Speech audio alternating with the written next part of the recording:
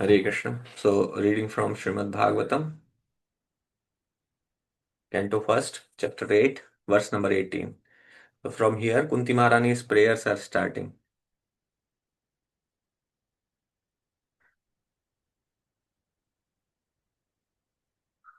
Kuntyuvacha Namasye Purusham Tvadyam Alak Namasye Purusham Tvadyam Ishwaram Prakritih Param Alaksham Sarvabhutanam Antarvahiravasthitam. Shri, translation and purport by His Divine Grace A.C. Bhaktivedanta Swami Srila Prabhupada ki jai. Srimati Kunti said, O Krishna, I offer my obeisances unto you because you are the original personality and are unaffected by the qualities of the material world. You are existing both within and without everything, yet you are invisible to all. Purport. Srimati Kunti Devi was quite aware that Krishna is the original personality of Godhead, although he was playing the part of her nephew. Such an enlightened lady could not commit a mistake by offering obeisances unto her nephew. Therefore, she addressed him as the original Purusha beyond the material cosmos. Although all living entities are also transcendental, they are neither original nor infallible. The living entities are apt to fall down under the clutches of material nature, but the Lord is never like that. In the Vedas, therefore, he is described as the chief among all living entities. Nityo Nityanam Chetanas Chetananam. Then again, he is addressed as Ishvara or the controller. The living entity or the demigods like Chandra and the Surya are also to some extent Ishvara, but none of them is the supreme Ishvara or the ultimate controller. He is the Parameshwara or the super soul. He is both within and without. Although he was present before Srimati Kunti as her nephew, he was also within her and everyone else. In Bhagavad Gita 15.15, the Lord says, I am situated in everyone's heart, and only due to me one remembers, forgets, and is cognizant, etc.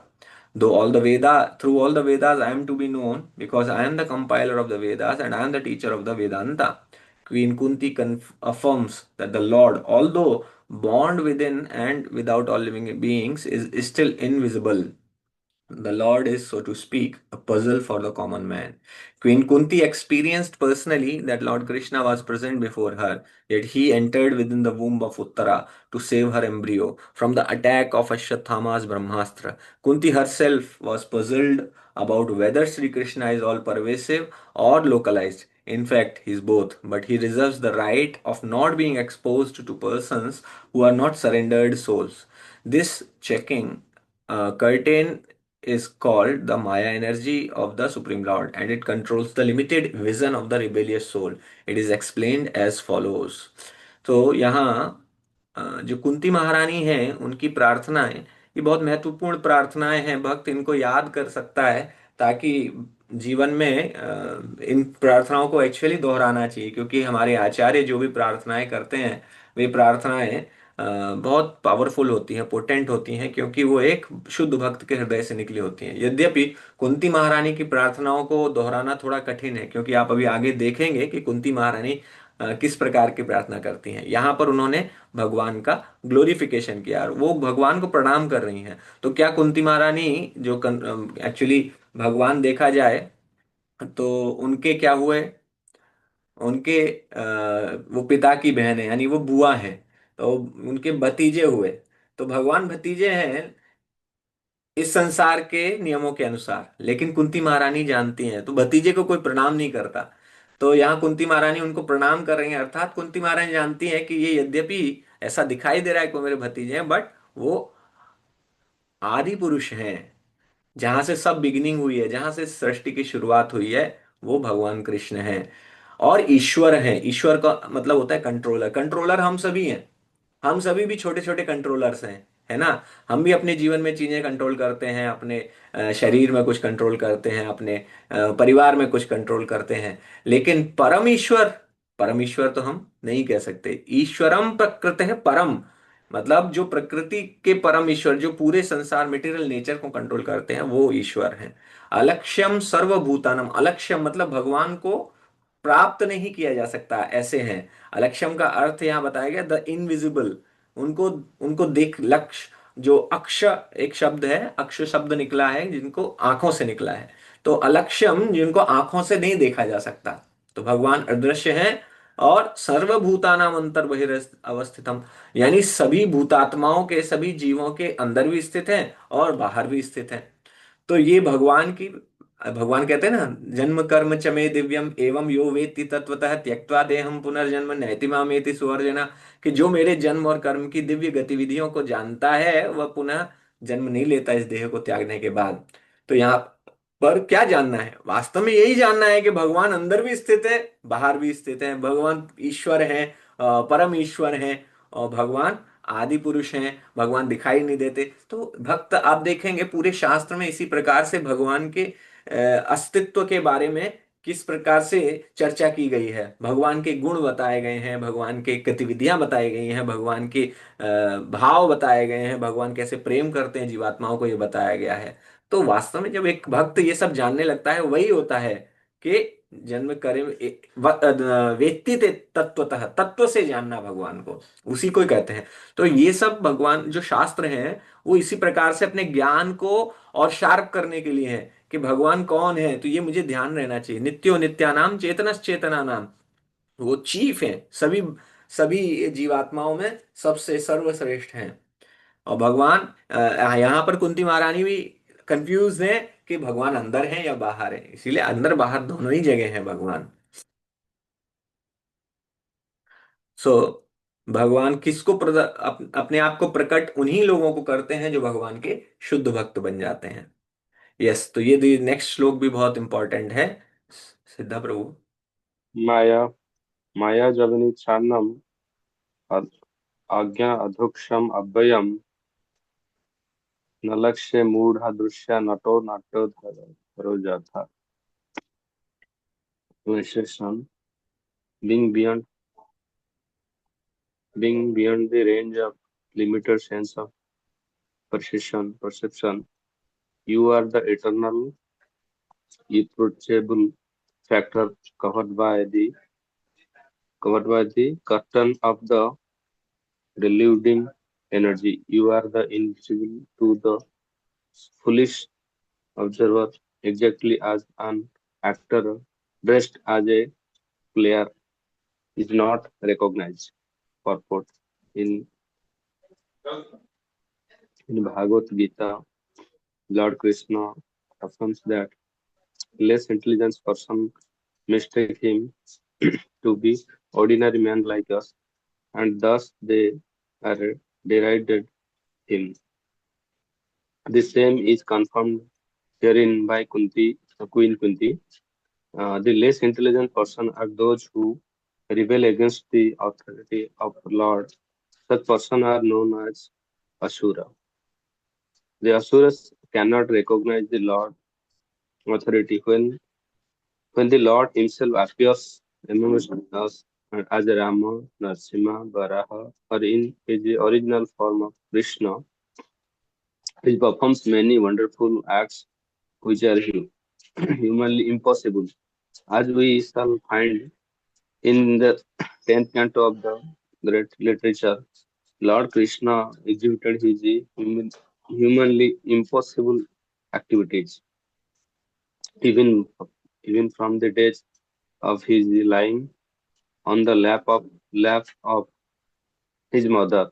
He killed the Putana, which, although he smeared her breast with poison, just kill the Lord. The Lord sucked her breast like a natural baby and sucked out very out her very life also. Similarly, he lifted the Govardhan hill. Just a boy picks up a umbrella and stood several days continuously just to give protein to residents of Vrindavan. There are some of superhuman activities of the Lord described in authoritative Vedic literature like the Puranas, Itihasas, histories, and Upanishads. He has delivered wonderful instruction in the shape of Bhagavad Gita. He had shown marvelous capacities as a hero, as a householder, as a teacher, and as a renouncer.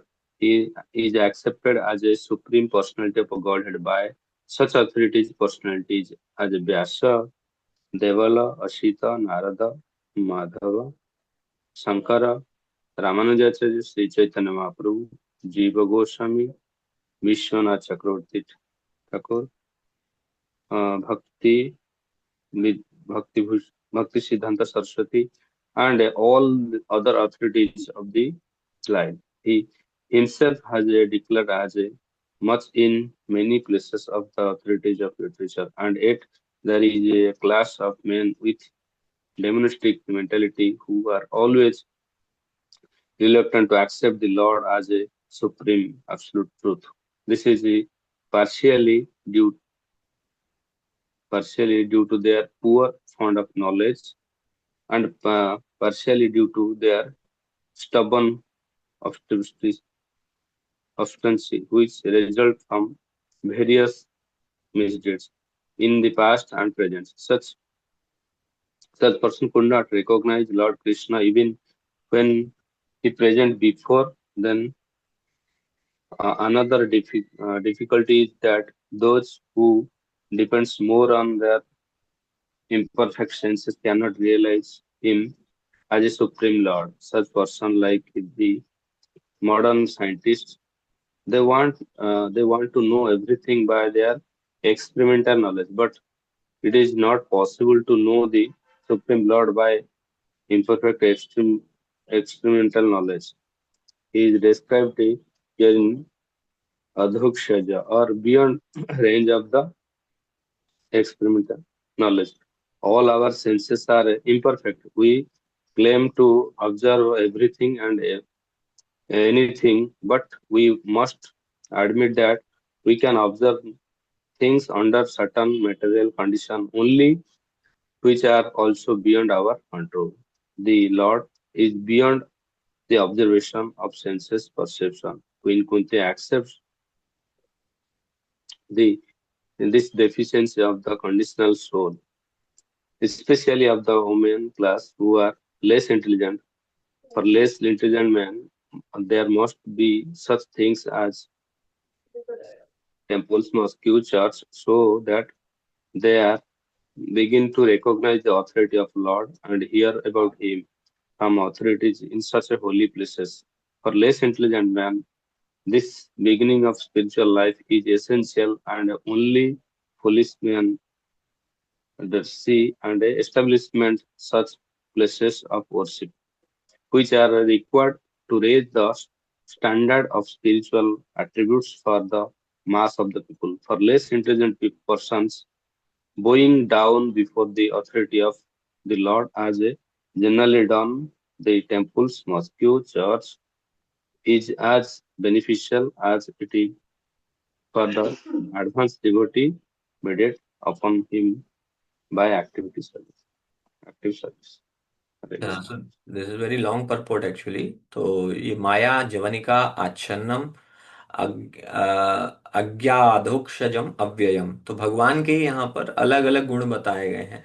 एक तो माया जवनिका आच्छन्नम, माया से के पर्दे से ढके रहते हैं हमारे, मतलब हमारा, हम जो है माया के पर्दे से ढके हैं, वास्तव में भगवान माया के पर्दे से कभी ढके नहीं है। हमारी आंखों के सामने पर्दा लगा हुआ है, तो हमें भगवान नहीं दिखाई देते। भगवान इतने हीरोइक कार्य करते हैं, वास्तव में देखा जाए तो जितनी भी मूवीज बनती हैं और उसमें जो हीरो दिखाए जाते हैं, तो हीरो ऐसे कार्य करते हुए दिखाए जाते हैं आपको जैसे जो इनह्यूमन, मतलब ह्यूमनली पॉसिबल ना हो, राइट। तो वास्तव में वो कहाँ से आया है, ये जो इच्छा है किसी व्यक्ति को ऐसा देखने की जो मटेरियल लॉज को भी डिफाई कर दे, है ना। सबके मन में कोई ऐसी इच्छा होती, हीरो मतलब वो मटेरियल लॉज को भी, वो हवा में उड़ रहा है, इधर कूद रहा है, इधर जा रहा है, मतलब ही कैन डू एनीथिंग, है ना। तो वास्तव में ये आया है कि भगवान ऐसी केवल ऐसे नायक हैं जो ऐसी क्रियाएं करते हैं।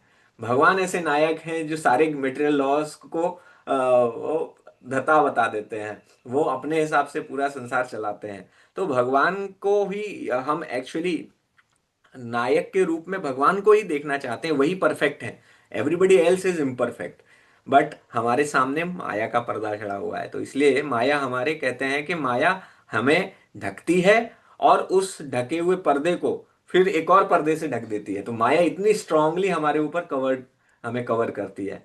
एंड माया के दो गुण हैं, एक तो कवर करती है, दूसरा किक करती है, लात मारती है फुटबॉल की तरह। तो माया पे जब हम बहुत ज्यादा अटैच हो जाते हैं तो माया हमें लात भी मारती है, तो हमें पता चल जाता है कि नहीं, मैं जिस चीज के लिए इंजॉय करने की कोशिश कर रहा था वास्तव में उसमें दुख ही दुख था। तो इस प्रकार से दो दो क्वालिटीज होती है माया की। एक तो it she covers, and she covers the covering, and she kicks. तो आप जितना भी मटेरियल लाइफ को एंजॉय करने की कोशिश करेंगे उतना ही आप देखेंगे कि आपके जीवन में आपको समस्याएं भी दिखाई देंगी कि हाँ, इस मैंने यहाँ पे ये एंजॉय करने की कोशिश की इसलिए मुझे ये समस्या आ गई।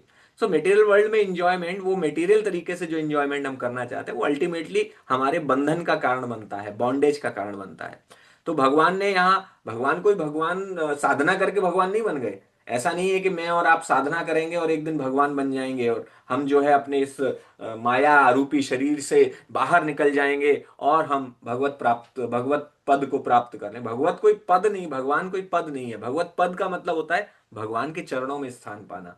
तो भगवान तो ऐसे नहीं है कि उन्हें साधना करनी, क्योंकि 3 दिन का बच्चा था भगवान कृष्ण, जो है 3 दिन के बच्चे थे जब उन्होंने पूतना का वध किया। तो पूतना का जो कोई कोई बच्चा 3 दिन का किसी का वध कर सकता है, किसी का मर्डर कर सकता है क्या? भगवान ने 3 दिन में किया। तो दैट प्रूव्स कि भगवान, ऐसा नहीं है कि कोई साधना करके भगवान भगवान बन गए, क्योंकि 3 दिन में कोई किसी को नहीं मार सकता। तो इसीलिए we have to understand it how Krishna is actually, जो कर रहे हैं भगवान ह्यूमनली इम्पॉसिबल है। और भगवान किस प्रकार से मर्सीफुल है ये हम पढ़ते हैं, भगवान किस प्रकार अपने भक्तों से प्रेम करते हैं, कैसे आदान प्रदान करते हैं, ये हमको समझना चाहिए। एंड जब इस प्रकार से हम भगवान के गुणों को समझते रहेंगे अगेन एंड अगेन, देन हमारे मन में उनके प्रति रति उत्पन्न होती रहेगी, प्रेम बढ़ता रहेगा धीरे धीरे। क्योंकि भगवान, आप किससे प्रेम करते हैं? जो आपसे प्रेम करता है। तो आप जब समझने लगेंगे कि हाँ, भगवान मुझसे इतना प्रेम करते हैं, इतना प्रेम करते हैं, जब इतना प्रेम करते हैं तो मुझे क्यों नहीं करना चाहिए, देन यू विल अंडरस्टैंड कि yes, I should also reciprocate in the same way that Krishna is reciprocating with me. He is loving me unconditionally. Though I am so imperfect, though I am doing nothing for him, but still Krishna is loving me. He is sitting in my heart as Paramatma. He has come here with as परमात्मा, he has nothing to do with this material world। उनको कोई काम नहीं इस material world में। क्या करना है भगवान को? भगवान आत्मा राम है, भगवान अपने आध्यात्मिक संसार में बैठ सकते हैं, उनके अनंत भक्त हैं, उनके साथ वो अपने लीला का आदान प्रदान कर सकते हैं, प्रेम का आदान प्रदान कर सकते हैं। फिर भी वो हम जीवात्माओं के साथ इस संसार में आते हैं ताकि हम भी कुछ इस संसार को एंजॉय कर सके, क्योंकि हमें चाहिए कि एंजॉय करना है। एक्चुअली भगवान हमें रिमाइंड कराने आते कि तुम मेरे बिना एंजॉय भी नहीं कर सकते। If you want to enjoy this material, you also need support of Paramatma. That then only you can actually do anything in this world. So भगवान ये हमें याद दिलाने के लिए हमारे साथ ही आते हैं। तो भगवान इतने दयालु हैं, then why should we not love him? Why should we not respect such Lord? Why should not become his devotee? Why should we not become his servant actually?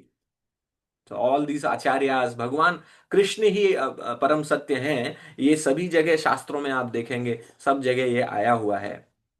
And बड़े बड़े साधु ऋषियों ने इस बात को स्वीकार किया है।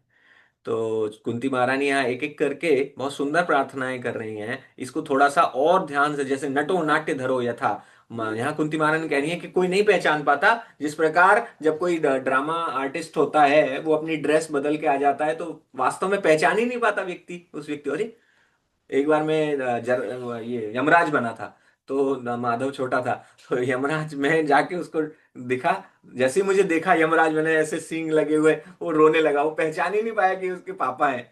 तो वास्तव में जो जीवात्मा है, उसकी यही दशा है। वो भगवान जब विभिन्न रूपों में आते हैं तो जीवात्मा समझ ही नहीं पाती कि ये भगवान है कि साधारण मनुष्य है, कौन है।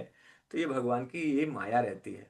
तो we are very, and how we can actually lift this curtain of maya? by hearing from the authorities, by hearing from the Guru Parampara. That's how we actually lift this curtain and we understand the real Swarup of Krishna. Okay. So we have to just, for lifting this curtain, we have to follow the instruction, and instructions are chant the holy names of the Lord. Hare Krishna, Krishna Krishna, Hare Hare, Hare Ram, Ram Ram, Hare Hare. ग्रंथराज श्रीमद् भागवतम की जय, श्रील प्रभुपाद की जय, समवेत गौर भक्त वृंद की जय, निताय गौर प्रेमानंदी, हरि हरि बोल।